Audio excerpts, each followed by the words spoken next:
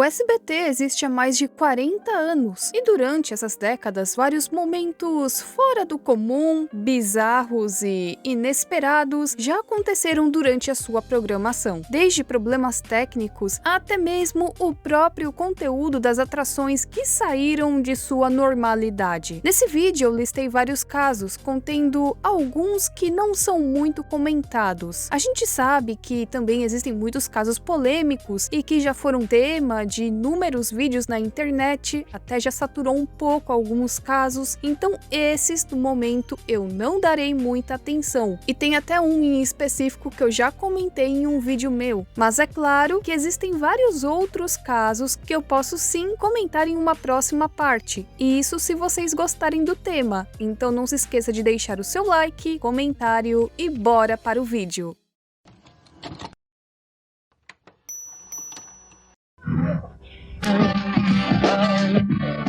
O SBT já exibiu programas sem nome? Sim, isso já aconteceu e segundo o site Peary People, 2 vezes. E pasmem, isso aconteceu com 2 programas que já tinham um nome. Estranho, né? O primeiro programa que aconteceu isso foi o Aqui Agora, que teve estreia na emissora em maio de 91 e que era um programa que, na verdade, foi baseado em um programa da Rede Tupi, que tinha também esse mesmo nome, que era de 1979. O Aqui Agora foi uma grande inspiração para outros programas de outras emissoras como Cidade Alerta, Brasil Urgente e até mesmo o 190 Urgente. Exclusivo, Gil Gomes entrevista matando o cenário. Vocês mandam o Fluminense pra campo, que aqueles cariocas lá é todos bunda mole. Torcida do Corinthians faz guerra contra Tapetão. O foco do Aqui Agora eram reportagens policiais que envolviam crimes bem barra pesada, inclusive muitas vezes apareciam imagens bem grotescas. Também era bem comum o sensacionalismo em algumas matérias, e para quebrar um pouco o gelo, o programa também contava com algumas reportagens mais relacionadas a fofocas de famosos, e também tinha o quadro da defesa do consumidor, sim, com o Celso Russomano. Pessoalzinho mais jovem ainda, achando que era a novidade da Record esse quadro? Não, não era. Uma cacetada na nuca, no momento por trás, cheguei a perder o sentido no chão e depois fui chutado de todos os lados. Essa primeira versão ficou bem famosa por conta da equipe de jornalistas que contava com Gil Gomes, o César Tralli, o Jacinto Figueira Júnior, que era o homem do sapato branco, Wagner Montes, entre outros. Na verdade, vários outros famosos já passaram pelo programa, como Cristina Rocha, Sônia Abrão, até mesmo o Maguila esteve lá como comentarista de economia. Esse problema do cigarro pode aumentar até 100%, 500%, que vício é para quem pode, não é para quem quer. Agora o produto básico, arroz, feijão, sabão, o pobre anda se acabando de fome. Agora quero que ande sujo, não é possível uma coisa dessa.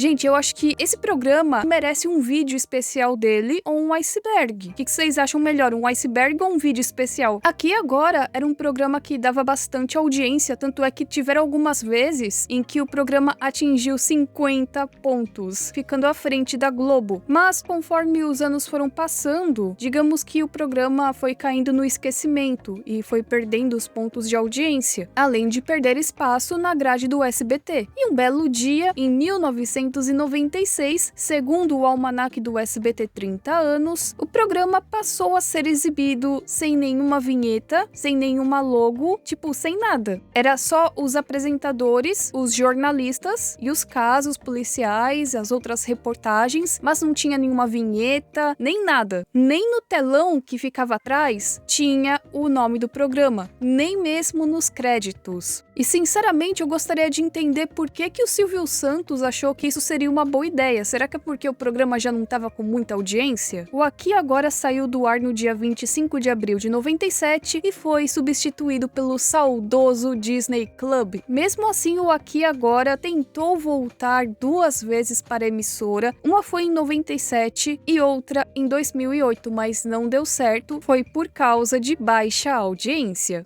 Ídolos foi um talent show brasileiro que foi baseado em um programa britânico chamado Pop Idol, que fazia parte da franquia Idols. Programa esse que eu acho que ficou até hoje mais conhecido pelas suas pérolas do que pelos seus vencedores.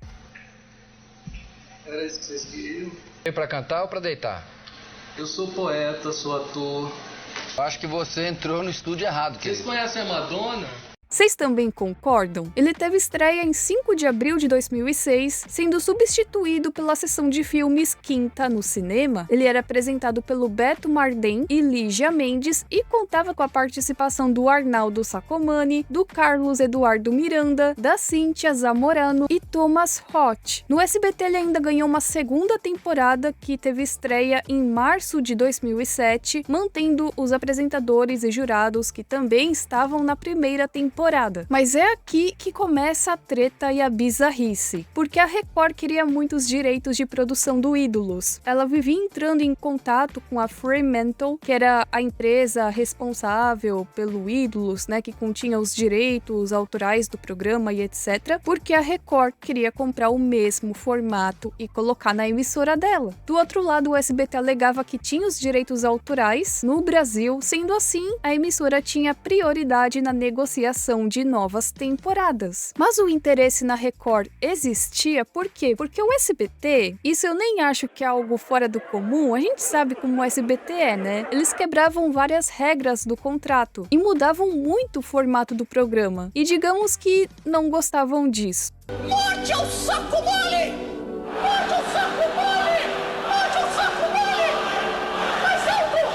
Eu estou ouvindo! E viram na Record uma chance do programa ser transmitido sem nenhuma quebra de contrato, sem nenhuma alteração, com a essência do programa original. E o SBT então lançou o Novos Ídolos, que era praticamente igual ao Ídolos, porém contava com um novo nome. Inclusive, dizem que teve chamadas desse programa no SBT, que era anunciado como uma novidade, mas no dia que o Novos Ídolos estreou no SBT, a Record, junto com a Fremantle, conseguiram na justiça que o nome do programa fosse vetado, porque a Record agora era detentora dos direitos do Ídolos no Brasil e o caso parou na justiça. O SBT, sem muita escolha, ainda exibiu o programa, só que sem nome. O programa foi ao ar com... eu não sei se eu posso chamar isso aqui de nome, são vários símbolos, como vocês podem ver, e ela também pediu aos telespectadores uma sugestão de nome para o programa, e a sugestão que ganhou foi o nome Astros. Sabiam dessa história?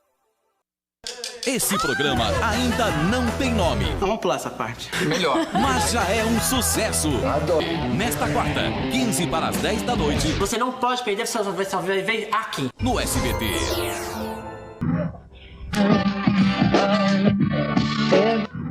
Algo que é comum de acontecer nas emissoras são os problemas técnicos, e é claro que o SBT não ficaria de fora dessa.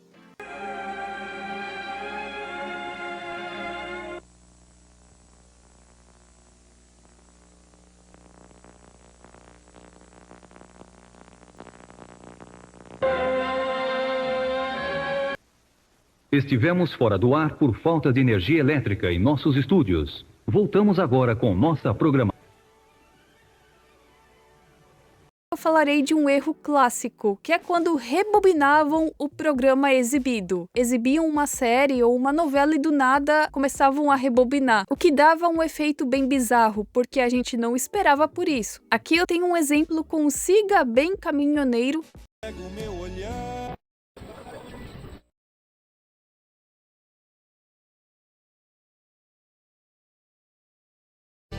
Vou seguindo e vou deixando na poeira. E até mesmo com o Chaves. Esse do Chaves eu achei bem engraçado, pra falar a verdade. Dê a mamadeira. É esta aqui, não é?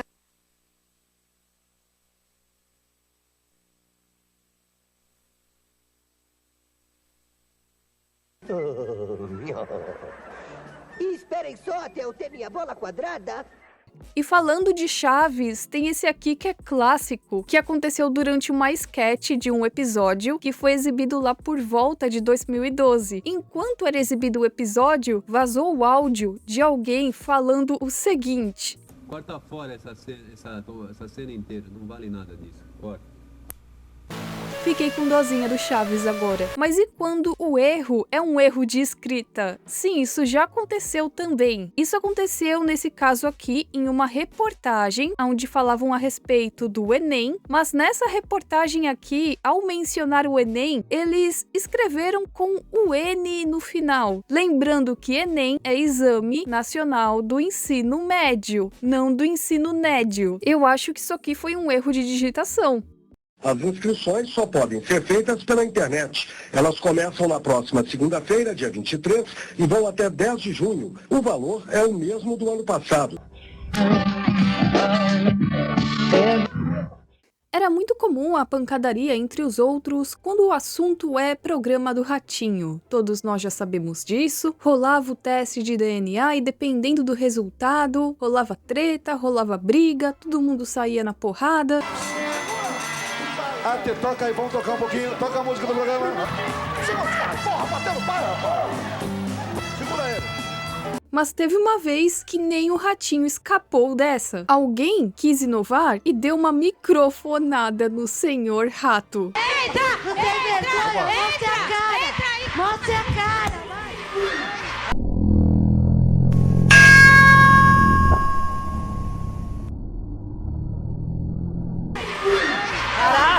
Meu Deus! Pegou no ratinho. Pegou no ratinho. Eu não acredito. O que ele diz é que após o impacto, ele ficou desacordado por cerca de 1 minuto. Eu nunca apanhei no programa. Eu levei uma microfonada de uma véia. Isso segundo as palavras do Ratinho, tá? Eu desmaiei na hora. Eu desmaiei de verdade. Fiquei 1 minuto desmaiado. Foi a única vez. Super Nani foi um programa produzido pelo SBT entre 2006 e 2014, também já contou com algumas reprises na emissora e era comandado pela pedagoga Cris Polly. Lembrando que essa é uma versão brasileira do programa britânico de mesmo nome, que é a versão original. Gente, eu confesso que eu amava assistir Super Nani. Quando estreou Super Nani, eu tinha por volta de 12 anos. Alguém mais aqui fazia isso? E eu acho que a maioria aqui se lembra como é que era o esquema desse programa. Geralmente era uma família que contava com problemas na sua dinâmica familiar, mais relacionado à forma que as crianças se comportavam em casa e na escola, e a Super Nani ia até a casa da família para dar um jeito nessa situação. E no final era sempre a mesma coisa, né? Ou quase. A criança passava a se comportar melhor, a dinâmica na família também melhorava e a Super Nani voltava para casa. Mas digamos que teve um episódio que aconteceu o inesperado e nós não tivemos um final como esse. Aliás, eu lembro quando eu assisti esse episódio e eu fiquei morrendo de dó, sabe? Eu achei muito estranho, muito bizarro, muito inesperado. Eu não pensei que fosse acontecer o que aconteceu. Porque no programa exibido no dia 13 de março de 2010, a Super Nani simplesmente desistiu da família e abandonou o programa. E ele acabava assim, sem um final feliz, como era esperado. E uma coisa que eu me lembro também é que as crianças tinham muitos brinquedos, mas assim, de uma maneira bem exagerada. Tanto é que era tanto brinquedo assim que elas nem se interagiam com eles. Então a Super Nani teve uma ideia. A família doaria parte dos brinquedos que não eram usados pelas crianças. Eu me lembro que tinha a cena onde separavam os brinquedos, mandavam para doação, mas é aí que as coisas começaram a desandar, porque a mãe ficou revoltada com a situação, começou a discutir com a Super Nani, começou a discutir com a produção do programa. Eram 3 filhos, ou seja, era muita coisa mesmo. E vocês acreditam que depois a mulher queria as coisas de volta? Na verdade, tinha sido esclarecido tudo. Mas hoje eles quiseram falar com o diretor do programa. Ela se sentiu magoada por ter que doar todos esses brinquedos. Se você conversar com ela agora, não. Ela pode até reconhecer que eu não vou conversar mais com ela, Neiva, porque eu já conversei muitas vezes. E na minha frente ela fala uma coisa, fora das câmeras é outra. A Chris Polly falou que esse episódio mexeu tanto com ela que ela desistiu, ela foi embora e aquela família ficou sem uma solução por parte dela. E não foi por maldade que a Chris Polly quis doar os brinquedos. Primeiramente, eu me lembro que assim, eram milhares de brinquedos, cara. Não dava nem pra entrar no quartinho direito onde eles ficavam. O meu trabalho de educação é feito com muito carinho, muita dedicação.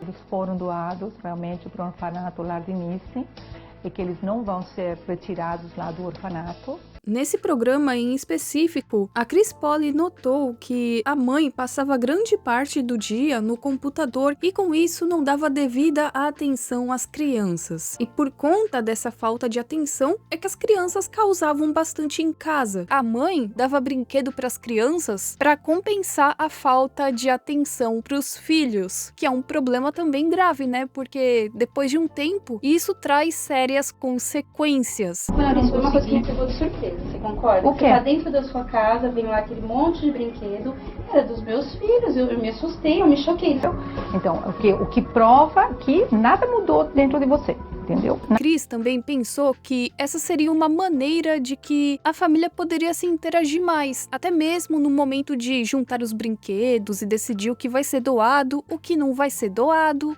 A mágoa é isso que você está guardando ainda hoje, porque mexeram com os brinquedos, que é um ponto fraco teu. Não mexeu com os brinquedos das crianças, mexeram com os brinquedos da mãe. Eu queria falar com os três, porque eu quero falar para vocês que eu gostei muito de vocês.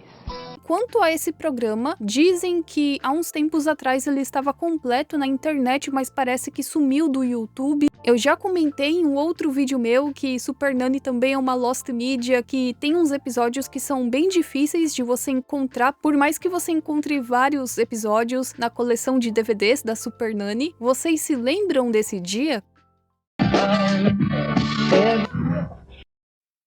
Eu já citei o Aqui Agora lá no início, mas agora eu citarei outra vez porque eu vou falar de um momento bem bizarro que aconteceu nesse programa. Aqui eu não falarei do caso da Daniela, porque já existem vários vídeos comentando a respeito. Esse caso aqui que eu comentarei com vocês, eu não vejo muitos vídeos a respeito dele na internet, então eu mencionarei aqui a vez que o repórter Sérgio Frias ficou refém de um fugitivo da polícia durante a exibição desse programa e tudo foi transmitido ao vivo. Isso aconteceu em abril de 1993. O Sérgio estava cobrindo um assalto que estava acontecendo na zona leste de São Paulo e no meio desse assalto uma criança foi feita de refém por um dos assaltantes. O repórter, que se comoveu com a criança que estava sendo feita de refém, teve a ideia de trocar de lugar com a vítima. Então ele agora seria o refém. E pronto, pararam tudo mesmo para ficar transmitindo esse caso e o desfecho dele. Tanto é que na época atingiu 32 pontos de audiência, ficando acima da Globo, que no momento exibia o mapa da mina e contava com 28 pontos de audiência. E o mais doido de tudo é que no final, depois de um tempo, o criminoso se rendeu porque a sogra chegou lá no local onde estava acontecendo tudo. Não sei o que a sogra falou.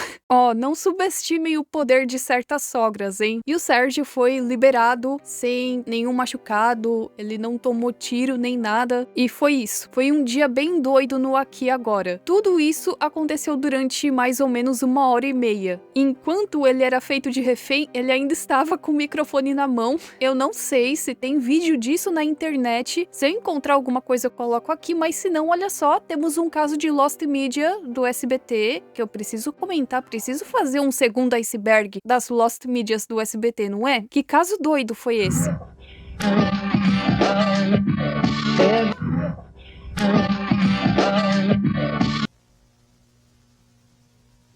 E bom, gente, esse vídeo vai se encerrando por aqui. Eu espero que vocês tenham gostado. E ó, não se esquece que eu posso fazer uma parte 2. E se você se lembra de mais algum momento bizarro no SBT, algo inesperado por nós, é só comentar aqui embaixo. Pode ser algo diferente, algo estranho. E tá valendo tudo. Programa, série, chamada. E é isso, nós nos vemos na próxima e tchau, tchau.